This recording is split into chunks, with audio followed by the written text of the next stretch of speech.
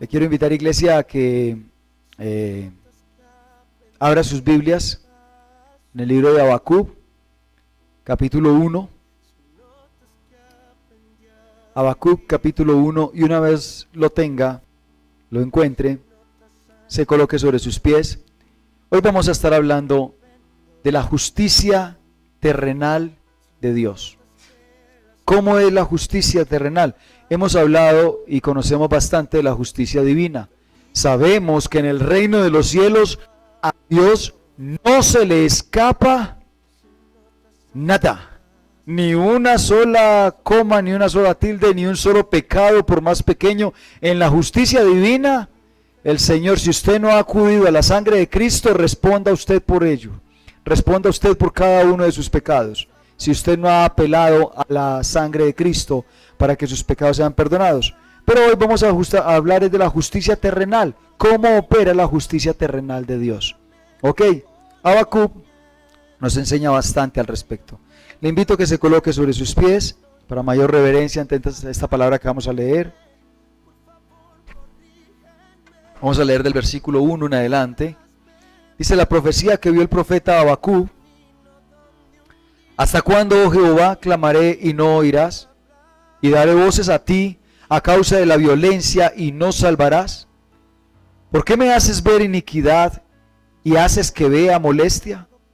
Destrucción y violencia están delante de mí, y pleito y contienda se levantan. Por lo cual la ley es debilitada, y el juicio no sale según la verdad.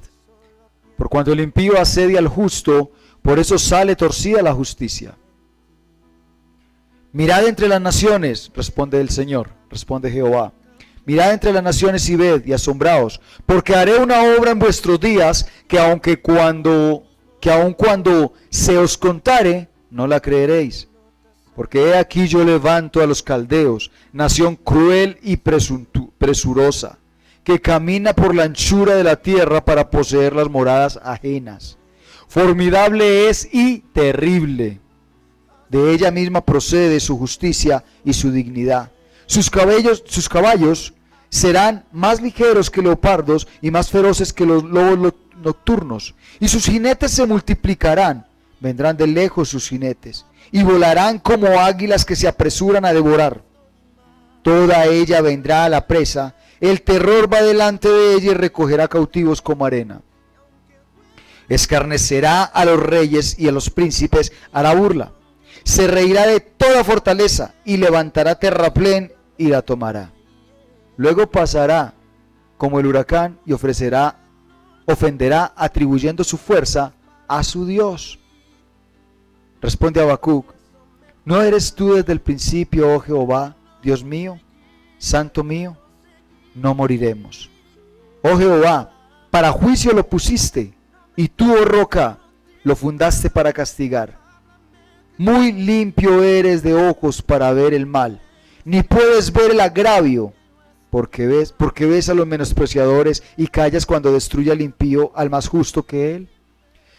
Padre de la gloria, yo quiero colocar este tiempo delante de tu presencia y suplicar, Espíritu Santo, que seas tú derramando de tu presencia, Señor, llenándonos, saturándonos aún más, bendito Dios, con esa presencia tuya.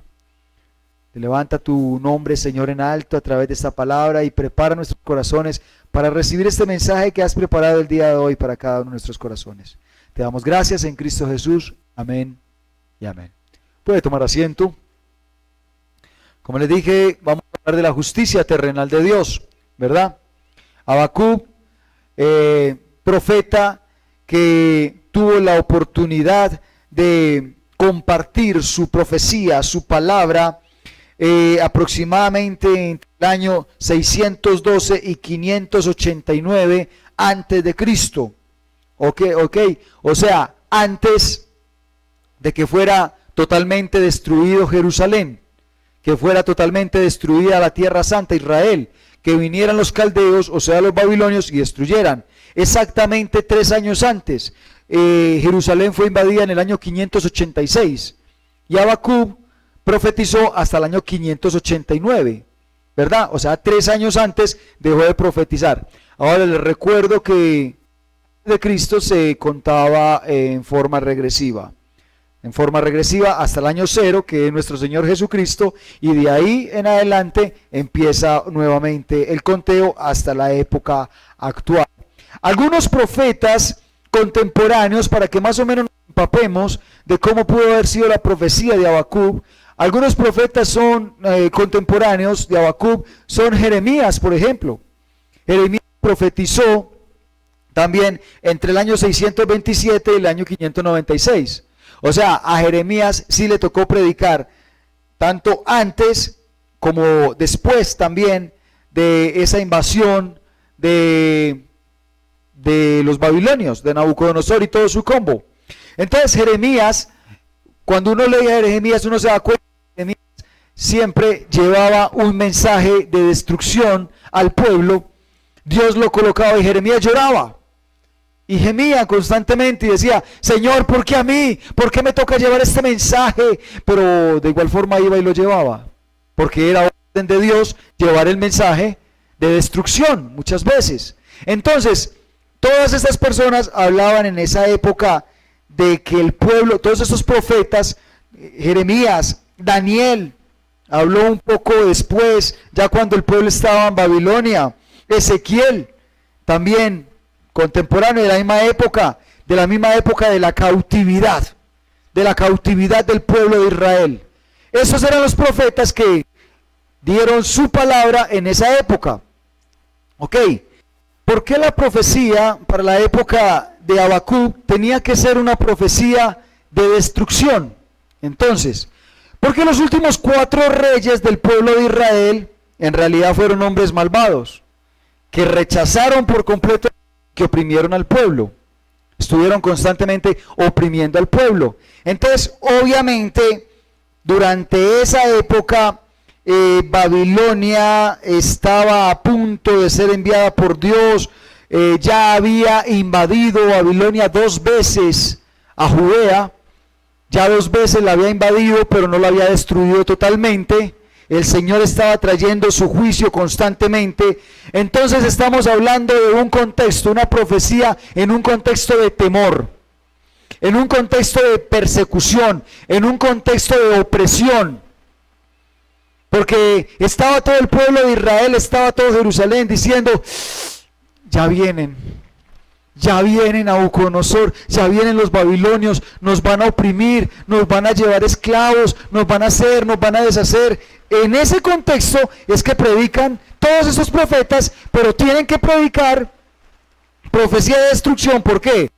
Porque mientras están en un contexto de temor, también estaban en un contexto de inmoralidad de parte del pueblo de Israel. Inmoralidad de parte del pueblo de Israel. El pueblo estaba viviendo sus épocas más inmorales, de más idolatría, de más negación inclusive de la ley de Dios, un abandono por completo de la ley de Dios. De hecho, el pueblo ya no conocía la ley de Dios para esos últimos 4 reyes. Entonces lo que Dios hace es traer una profecía de destrucción. Había que hablar de destrucción y de cómo Dios entonces iba a levantar esas personas para traer destrucción al pueblo de Israel. Entonces el libro de Habacuc, en ese contexto, nos recuerda que la justicia de Dios, la justicia terrenal, a nosotros nos va a parecer una justicia incompleta. Entonces, el libro de Habacuc nos recuerda que la injusticia de Dios puede ser una justicia a nuestro parecer. La justicia terrenal puede ser, a nuestro parecer, una justicia incompleta. Mire, los profetas falsos andaban con ciertas yugos acá atrás, caminando, y cuando menos piensa los quebraban esos yugos y le decían a los reyes: así va a quebrar Dios, Jehová Dios, el yugo del pueblo de Israel, así lo va a quebrar y nos va a liberar, decían ellos. Y cuando le preguntan a los profetas de Jehová, Jeremías, Habacuc, ¿ustedes qué opinan? Esos profetas lo que decían es: lo que viene es destrucción, lo que viene es preparémonos para ser cautivos. Preparémonos para ser destruidos. ¿Por qué? Porque es que hay que ser coherentes, no solamente por profecía, sino que hay que ser coherentes. Hombre, ¿cómo le puedo yo profetizar una bendición a una persona que se está comportando mal? ¿Cómo le puedo yo profetizar bendición a un pueblo que cada vez exalta más el pecado? Que cada vez exalta más la fornicación, la homosexualidad. ¿Cómo le puedo yo profetizar bendición a un pueblo que cada vez se aparta más de la ley de Dios? Que cada vez quiere ignorar más y oprimir más al pobre. ¿Cómo le puedo yo profetizar bendición a un pueblo que oprime al necesitado? Y si lo queremos ver en nuestra época, sucede lo mismo. Usted dirá, pero es que el necesitado no está siendo oprimido. No. ¿Usted no ha visto la canasta familiar? Eso dan ganas de llorar.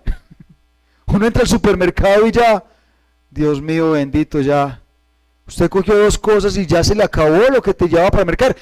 Y el pueblo que se está viendo oprimido es ¿quién? El que tiene bajos recursos.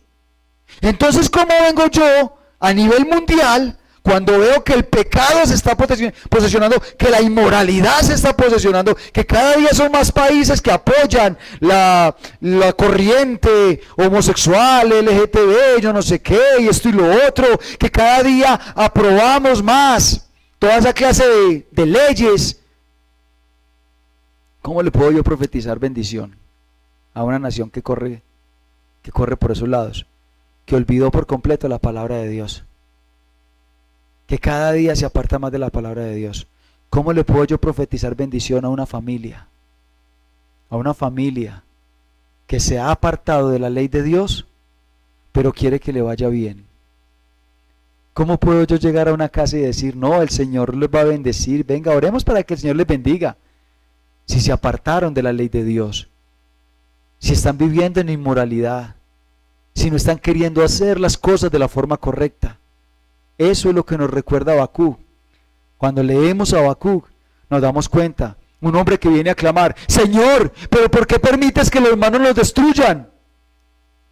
Y el Señor le dice, a ver, pongámonos de acuerdo, ¿quiénes son los malos? Para empezar, ¿quiénes son los malos? Entonces, la justicia terrenal de Dios a nuestros ojos, o a nuestro juicio, lo más seguro va a parecer incompleta. ¿Y cómo que incompleta?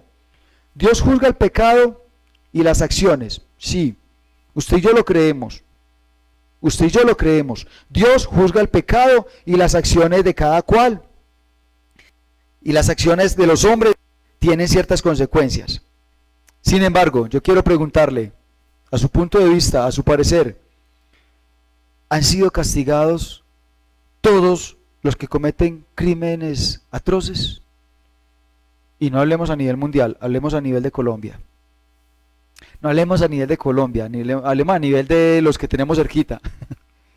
¿Han sido castigados todos los que cometen crímenes atroces? Usted y yo sabemos que eso es muy relativo. En nuestro país eso es muy relativo. Eso depende de cuánta plata tienes para que te defiendan. ¿Vas a la cárcel o no vas a la cárcel? ¿Te juzgan o no te juzgan? ¿Te pueden coger o no te pueden coger? ¿No es cierto? A una persona pobre, hasta por sospecha, lo meten a la cárcel mientras investigan que era mentira. Y eso le pueden demorar años mirando que ve si era inocente. ¡Soltalo! Usted ya viejito por allá saliendo de la cárcel. ¡Yo era inocente! ¿Ya para qué? Pero si usted tiene plata, pueden saber en este país, pueden saber que usted es culpable, que usted lo hizo, que usted lo mató.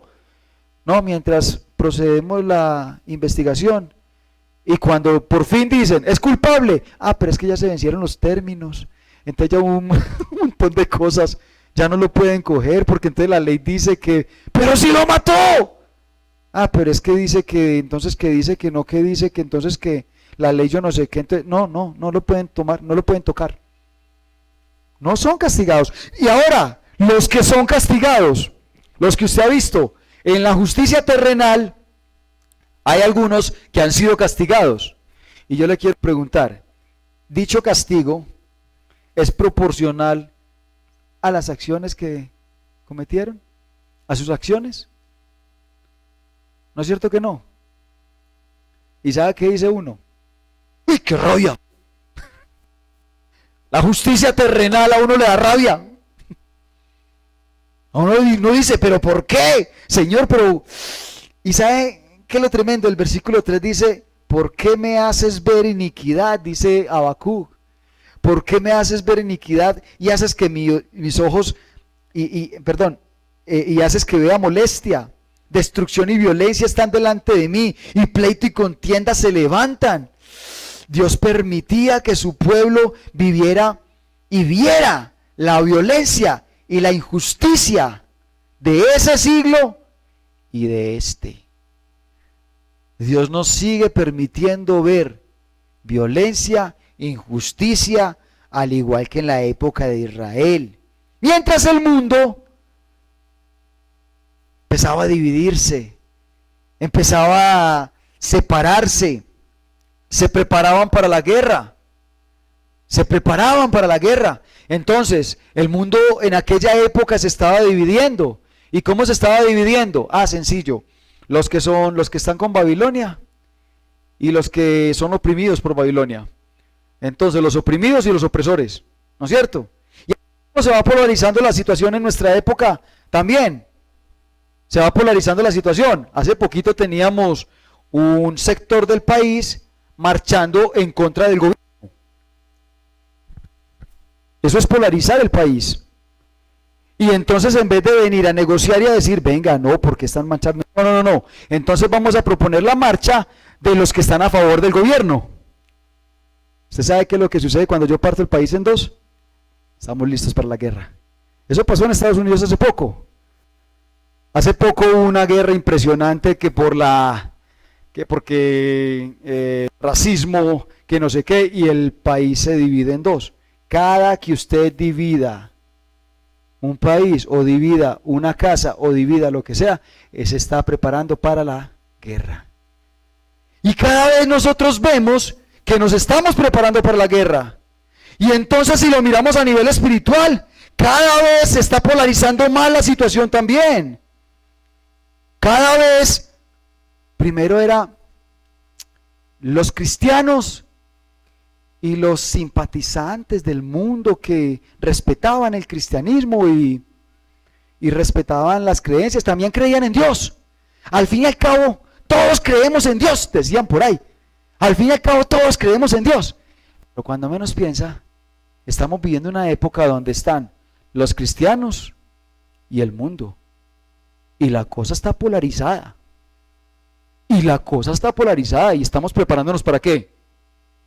Para una guerra.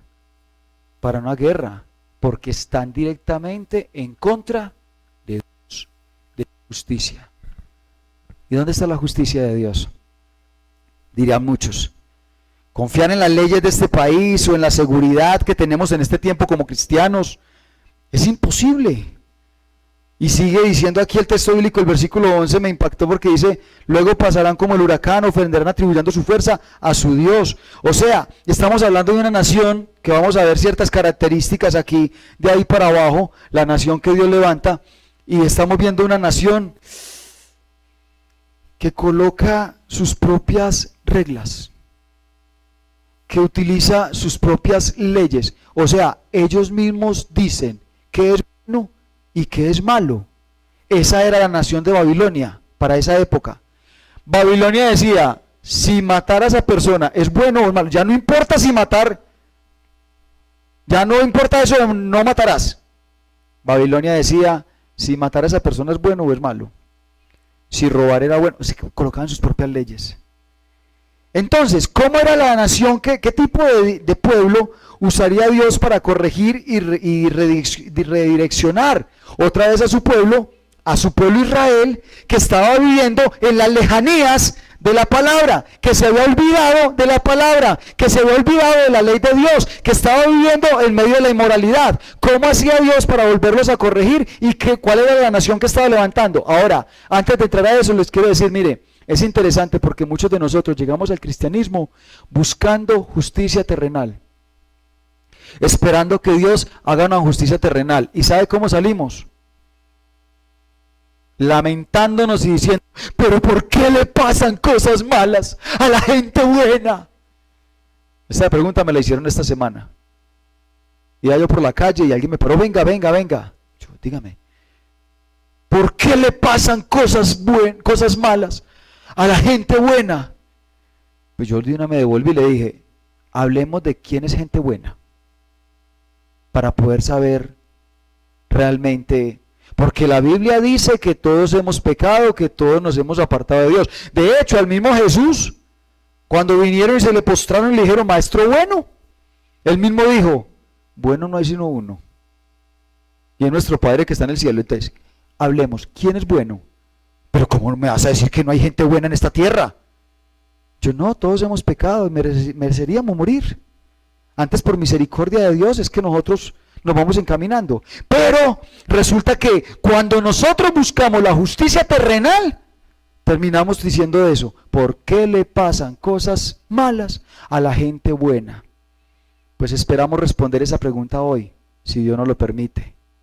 Dios utiliza a los caldeos que destruyen imperios, que destruyeron el imperio asirio en el año 605 aproximadamente. Destruyeron el imperio asirio. Los asirios, que eran una potencia mundial, se convirtieron en una potencia mayor que los asirios, y más bárbaros y más despiadados. Los asirios iban y poseían y mataban. Estos babilonios llevaban a los cautivos, los llevaban presos a Babilonia y borraban su ciudad. Mire, Nínive era la capital de Asiria. Y sí, Nínive era la capital de Siria. Los babilonios vinieron a destruir Nínive, la borraron de tal manera que cuando un ninivita pasara por ahí, jamás pudiera descubrir que ahí había una ciudad antes. O sea, tumbaban piedra sobre piedra, no quedaba piedra sobre piedra, destruían por completo. Eran horribles porque le quitaban la cultura, le quitaban los orígenes, le quitaban todo, dejaban la ciudad destruida por completo, saqueaban todo, eran más bárbaros todavía que los asirios y se deleitaban invadiendo naciones, saqueándolas, capturando rehenes, arrastrándolos como esclavos, mientras destruían por completo la ciudad, la desolaban, acababan con las raíces del pueblo, para que nunca más ese pueblo quisiera volver a su ciudad, porque ya no hay ciudad, ya no hay a dónde volver. El versículo 7 y el versículo 10, del versículo 7 al 10 dice, formidable es, terrible, de ella misma procede su justicia. O sea, ellos eran los que ponían las leyes, más o menos parecido a lo que pasa hoy en día. Las leyes se acomodan según el abogado que te defienda. Según el abogado que te defienda. Ellos mismos colocaban sus leyes y decían, en este país es lícito esto, pero ¿cómo va a ser lícito? Aquí me da la gana de que sea así, punto. Ellos colocaban sus propias leyes y dice, de ellos procede su justicia y su dignidad. Ellos decían que hacía una persona digna. Podía ser un avaro, ladrón, opresor, violador. Podía ser un, no sé, ¿cómo se llaman los que tienen relaciones con los niños? Un pedófilo. Ellos mismos podían llegar al punto de decir, esa persona es digna dentro de la sociedad. Un necrófilo, no sé cómo me dice, sí, esa persona es digna. Lo que pasa es que ellos colocaban sus propias leyes y lo que era digno y lo que no era digno. Lo que pasa es que él no es que sea, no, él no es un monstruo. Él no es un monstruo, solamente que es un niño metido en el cuerpo de un viejo de 80. Es un niño, pero él es un niño, entonces obviamente le gustan los niños y es que está atrapado en un cuerpo que no le corresponde. Y entonces, si los niños también gustan de él, ¿por qué no? Pero él no es un monstruo. Ellos mismos decidían qué es digno y qué no. Y la iglesia ahí, observando. La pregunta que yo me hago es, ¿y qué hacía el pueblo de Israel cuando veía esas naciones paganas? ¿Qué hacía el pueblo de Israel cuando veía esa perversidad y esa podredumbre? ¿Eran vallado? ¿Estaban reteniendo la sana doctrina? ¿Estaban fortaleciéndose en la ley de Dios para pelear? Ahí vamos entendiendo por qué Dios utiliza esas naciones tan paganas para venir a trabajar con su pueblo. Con su pueblo. Era gente mala. Confiaban en su propia justicia, lo que ellos consideraban bueno o malo. Confiaban en sus caballos, en hombres, armamento. Confiaban en que ninguna fortaleza los iba a poder detener, ya que sus estrategias, dice aquí el versículo 10, escarnecerá a los reyes y los príncipes para burla, se reirán de toda la fortaleza y levantarán terraplén y la tomarán. Los terraplenes eran una de las estrategias que tenían los babilonios para poder invadir cualquier ciudad, y era que armaban como que ciertas cosas en escalas, ciertas tarimas en escalas, de manera que la ciudad podía estar muy amurallada, muy lo que fuera, muy cerrada, a ellos no les importaba. Traían sus terraplenes, los pegaban contra la muralla y se subían tranquilamente, invadían, entraban donde querían y se sentían muy orgullosos por su nuevo invento, los terraplenes. Y con los terraplenes acababan, invadían, todo lo hacían atribuyendo esos logros a sus propios dioses y a sus propios dioses atribuyendo esos logros, de que ellos eran muy capaces, muy tenaces. Habacuc no podía creer que Dios estuviera utilizando naciones tan impías para corregir al pueblo de Israel, para corregir a su pueblo. Y entonces, ¿qué trató de hacer Habacuc? Trató de enfocar la atención de Dios en lo malo que son ellos. Señor, pero mira esa injusticia, que gente tan mala, Señor, pero ¿cómo te ocurre? Señor, pero ¿cómo vas a dejar que nos opriman los ricos y poderosos? Que nos gobiernen y nos opriman de esta manera y nos pongan a aguantar hambre. Señor, pero ¿cómo es posible que vengan esos otros que tienen su propia justicia? ¿Cómo es posible, Señor, que tú vas a dejar que los movimientos como homosexuales y gays vayan a gobernar en nuestro contexto y entonces nos van a aplastar, nos van a perseguir? Señor, pero ¿cómo es posible? ¿Sabe qué le responde Dios? Ellos no me importan. Me importas tú. Me importas tú. Y no vas a encontrar justicia en ellos. Porque si yo, para purificarte a ti, tengo que utilizar gente cochina, gente deshonesta, como ellos, en la justicia divina, hablamos de ellos. En la justicia terrenal, hablemos de ti. Los voy a utilizar a ellos para que en esta tierra tú me conozcas, porque tú sí me interesas. Y entonces ahí es donde empieza el versículo 5, donde Dios viene y le dice: yo voy a hacer una obra asombrosa a todas las naciones. Dice: mirad entre las naciones y ved, y asombraos, porque haré una obra que en vuestros días, que aun cuando se os contare, no la van a creer. Eso va a ser una obra maravillosa, dice ahí el texto bíblico. Y entonces viene Habacuc: ¿y qué es lo que vas a hacer, Señor? ¿Y cómo así? ¿Y qué vas a hacer? Voy a enviar a los caldeos. Judá va a ser va a ser un reino. Judá dejará de ser un reino independiente y va a ser sometido. ¿Cómo así, Señor? Eso es lo que va a hacer. El Señor le dice: voy a hacer una obra maravillosa. ¿Y qué es lo que maravilloso que vas a hacer? Los voy a destruir a ustedes. Los voy a volver una nada, los voy a borrar. Los voy a quitar. Egipto, que era una potencia también mundial durante siglos, va a ser aplastada por completo, va a ser reducida. Nínive va a ser borrada. ¿Quién podía creer que esas cosas, que esas ciudades tan poderosas iban a ser borradas? Los caldeos, o sea, los babilonios, se van a levantar con gran poder. Entonces, ¿qué le transmite eso a Habacuc? ¿Y qué le transmite a eso a la iglesia de hoy? Iglesia, si las cosas están mal, no se preocupen, tienden a empeorar. Eso es lo que le transmite Dios a Habacuc cuando le dice, voy a hacer una cosa maravillosa. ¿Maravillosa para quién? Maravillosa para Dios que te quiere salvar. Pero en términos terrenales,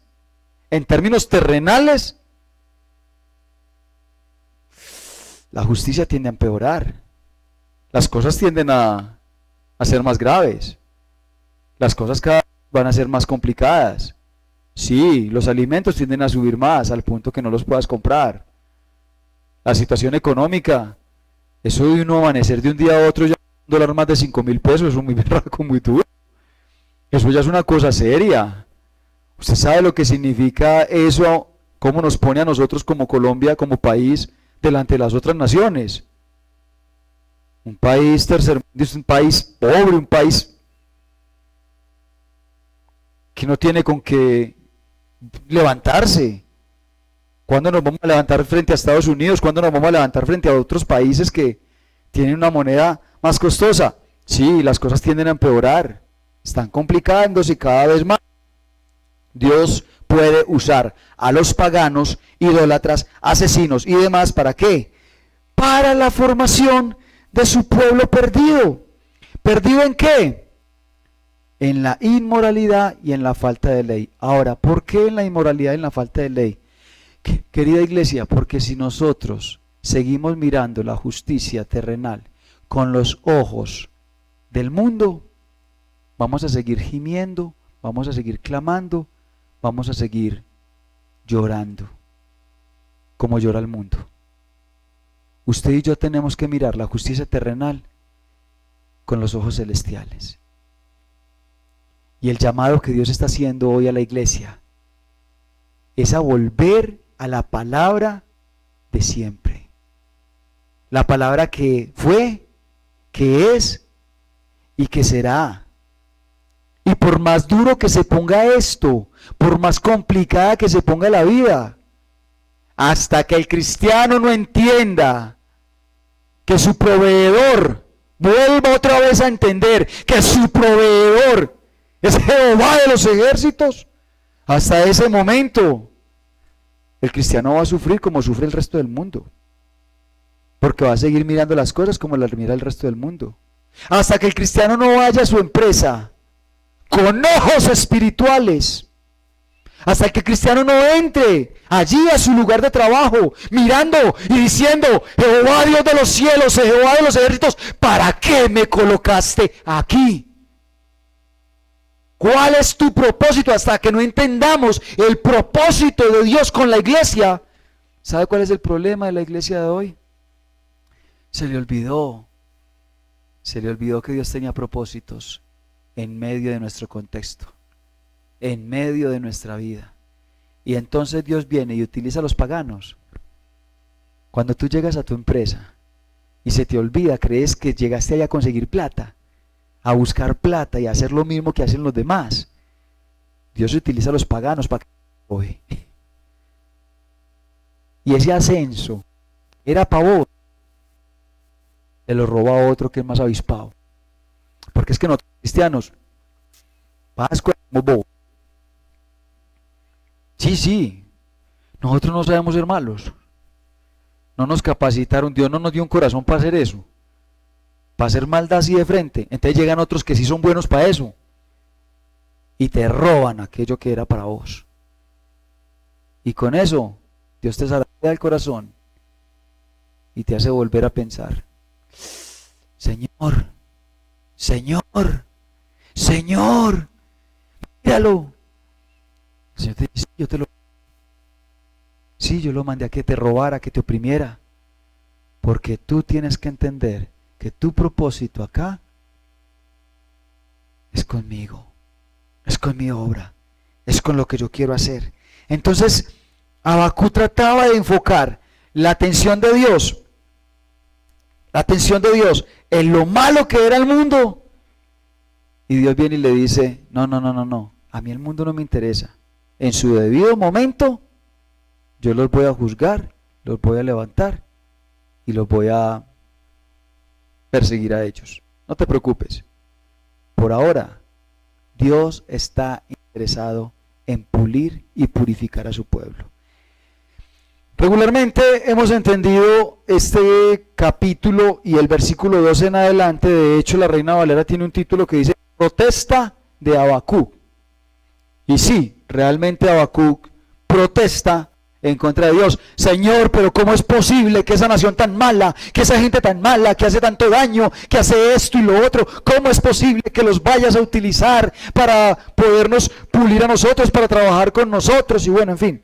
Pero antes de Habacuc empezar a protestar, en el versículo 12 y la mitad del versículo 13, Habacuc tiene una pequeña reflexión, un pequeño momento de reflexión, que con base en lo que Dios le está diciendo, alcanza a él a percibir. Habacuc como que por un momento, después de haber escuchado lo que Dios le dijo, cuando Dios le dijo, no te preocupes que las cosas tienden a empeorar, Habacuc como que por un momento entra en sí, cae en cuenta y dice, Señor, usted es soberano. Mire las conclusiones. ¿No eres tú desde el principio, oh Jehová, Dios mío, Santo mío? ¿Qué es lo que está reconociendo aquí Habacuc en primer lugar? Señor, usted es soberano, usted desde el principio hasta el fin. Usted conoce todo, usted sabe qué va a pasar al final. Usted sabe cómo va a juzgar este mundo al final de los tiempos. Usted sabe cómo va a juzgar al bueno, al malo, al bonito, al feo. Usted sabe para qué utiliza cada cosa. Definitivamente usted es soberano. O sea, si Dios es eterno e inmortal, su plan no cambia. Y es el primer mensaje que yo veo que entiende aquí Habacuc. Y es el primer mensaje que usted y yo tenemos que entender. Dios tiene un plan con la iglesia, desde el principio hasta el final. Iglesia, y ese plan no ha cambiado. Por más mal que usted vea que se pongan las cosas, el plan de Dios con el pueblo de Dios sigue siendo el mismo. Y usted y yo tenemos que seguir evangelizando, tenemos que seguir proclamando el reino, tenemos que seguir sosteniendo. Y puede que la ley venga y autorice toda clase de inmoralidad y toda clase de pecado y toda clase de perversidad y que maten los niños después de 8 días de nacidos. Hasta allá se va a ir el aborto al paso que vamos. Y que maten a quien maten y que autoricen la pena de muerte para todo el mundo aquí. Bueno, puede que las leyes digan lo que sea y que la inmoralidad se crezca, pero el plan de Dios sigue siendo el mismo. ¿A qué está llamando Dios al pueblo? A que se llene la tierra de conocimiento, de la plenitud, de la sabiduría de Dios. Y Dios sigue teniendo ese plan con la iglesia. ¿Y qué pasó? ¿Qué pasó? ¿Qué pasó? Porque la iglesia no volvió a evangelizar.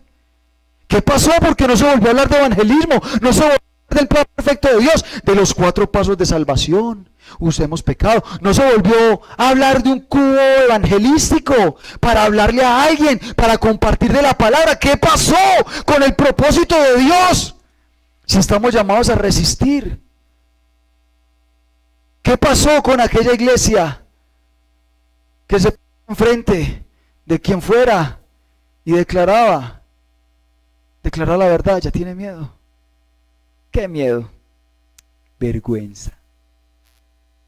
Vergüenza de hablar, de testificar.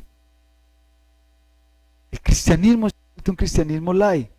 Dios sigue siendo eterno y por ende su plan no cambia.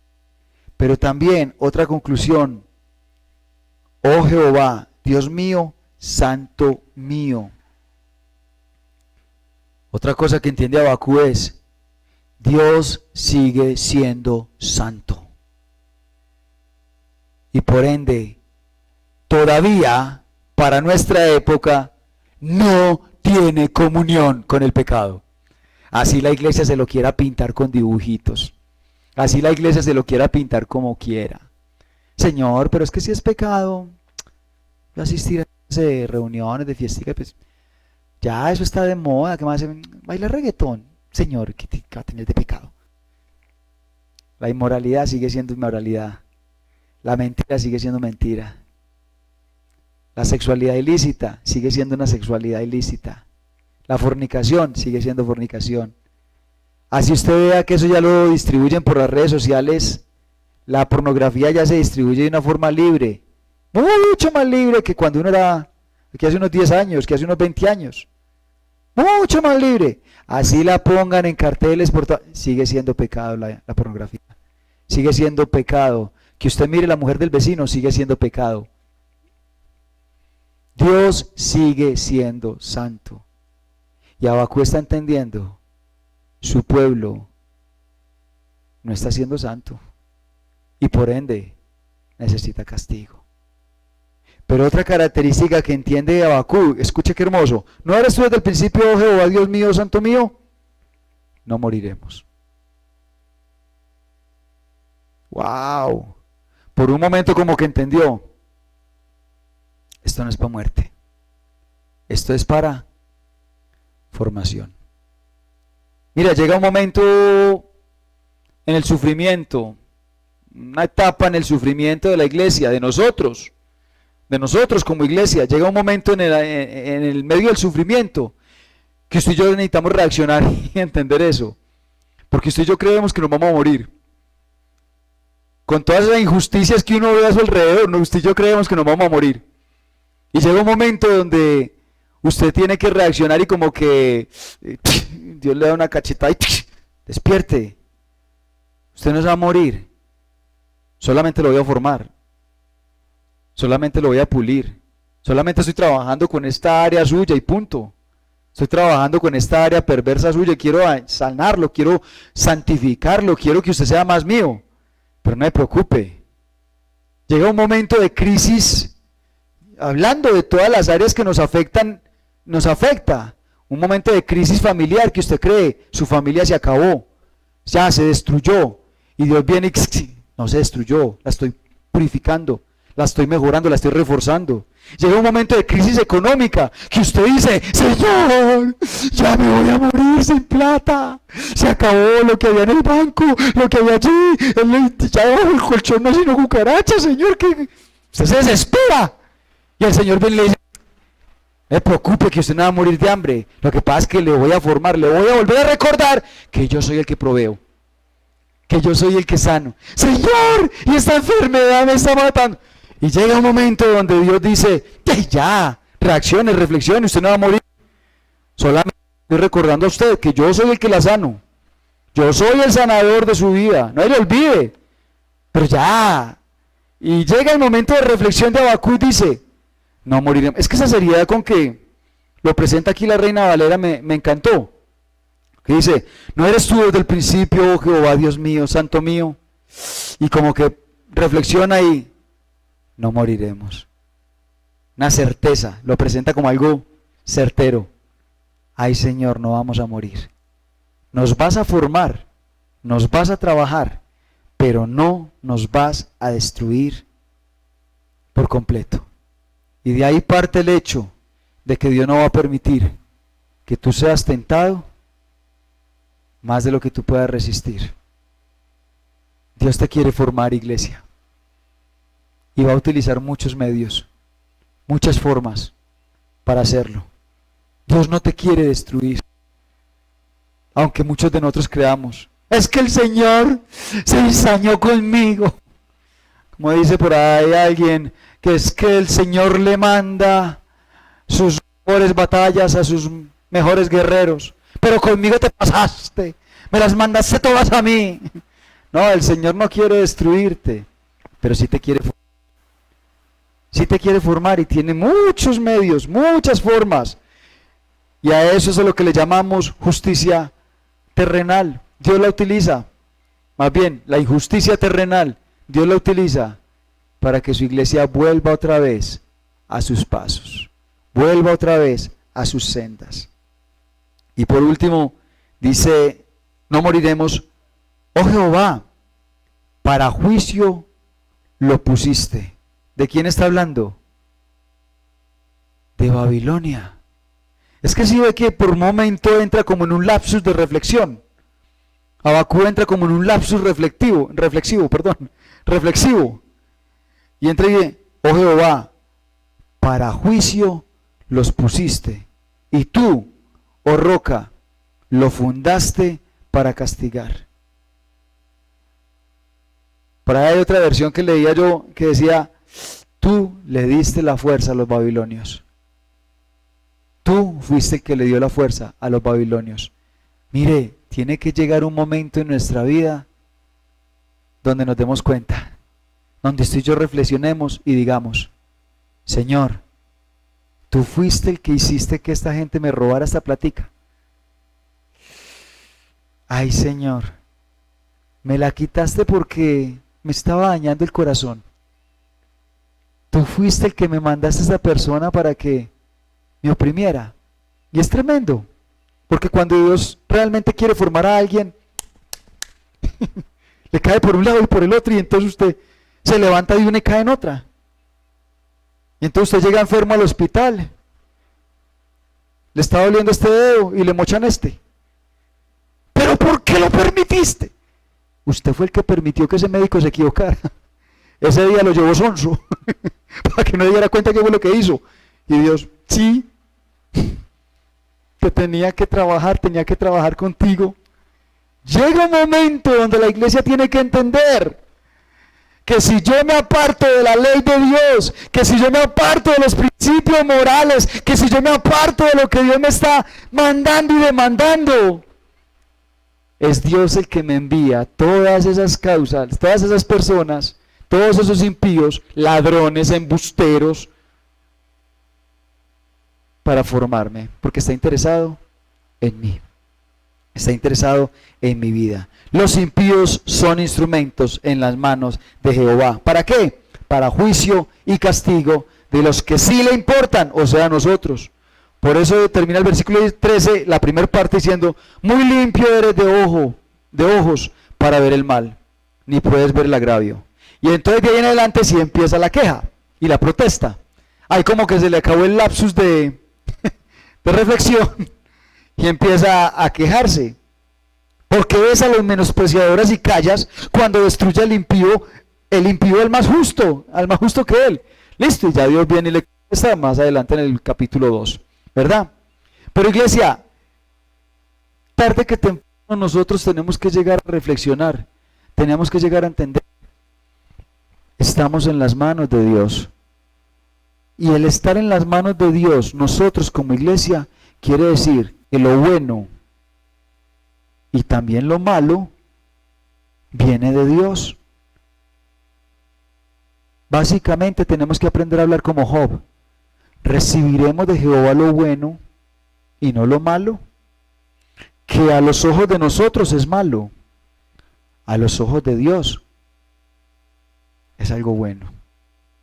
Porque para los ojos de Dios, que tú seas formado es algo 100% positivo.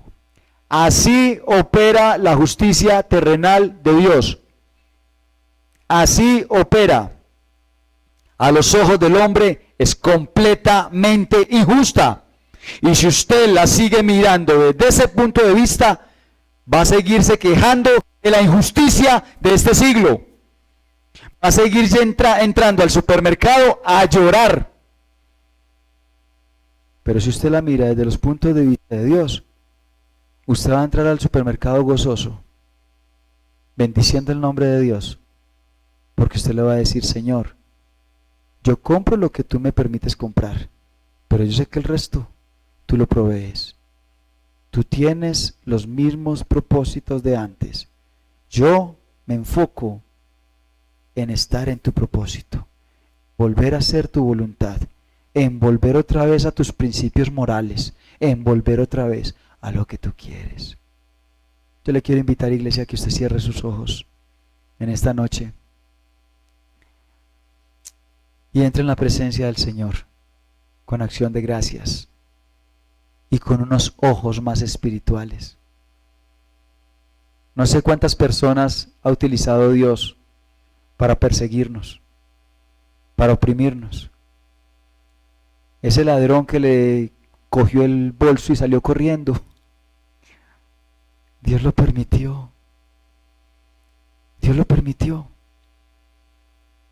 Sí, Dios está hasta en las cosas más sencillas. Se te perdió el celular esta semana, Dios lo permitió. Dios lo hizo. Te estafaron en la libra de carne que compraste. Y Dios permitió que esa persona se llenara de usura y te estafara, te robara. Y con eso te dijo, todavía te amo. Y porque te amo, te corrijo. Y porque te amo, te azoto. Porque tú eres mi hijo amado. Y voy a utilizar paganos más paganos de los que pueden haber en la actualidad, para que opriman al mundo. Y si tú te sigues desviando de mi ley y sigues operando como opera el mundo, tú también vas a ser trabajado, también vas a ser pulido, porque tú me interesas, dice el Señor, porque tú me interesas. Él está interesado en ti. Él está interesado en que tú vuelvas a ser la iglesia que Él anheló un día. Señor, te damos gracias. Señor, te alabamos. Y como decíamos al principio de este servicio, háblanos.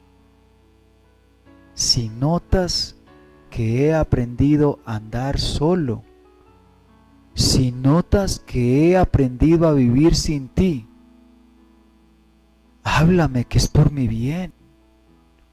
Corrígeme, hazme entender que estoy mal, porque yo estoy convencido de que estoy bien. Porque yo estoy convencido de que yo soy buena gente y que merezco algo bueno. Y por eso me parece injusto lo que estoy viviendo. Pero Señor, háblame, corrígeme.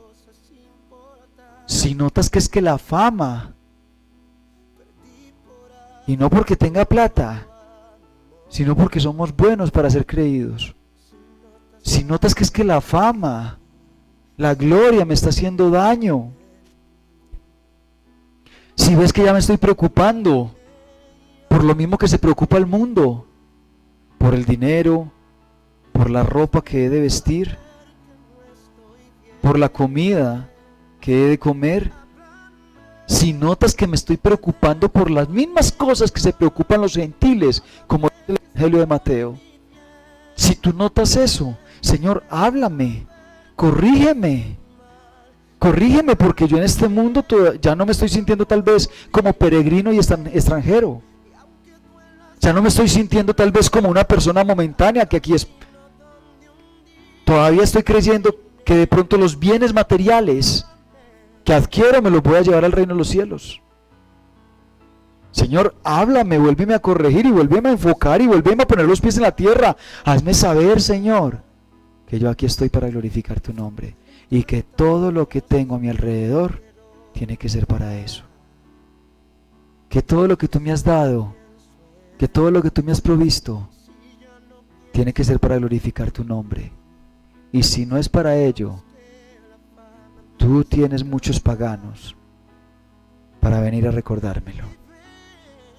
Tú tienes muchos paganos para que vengan y lo arrebaten. Perdóname si no he sido buen administrador de lo que tú me has dado. Perdóname si te he sido infiel, si he creído que tengo posesiones, si he creído que tengo algo conseguido por mí mismo, porque tu palabra dice que tienes que no te haya dado yo.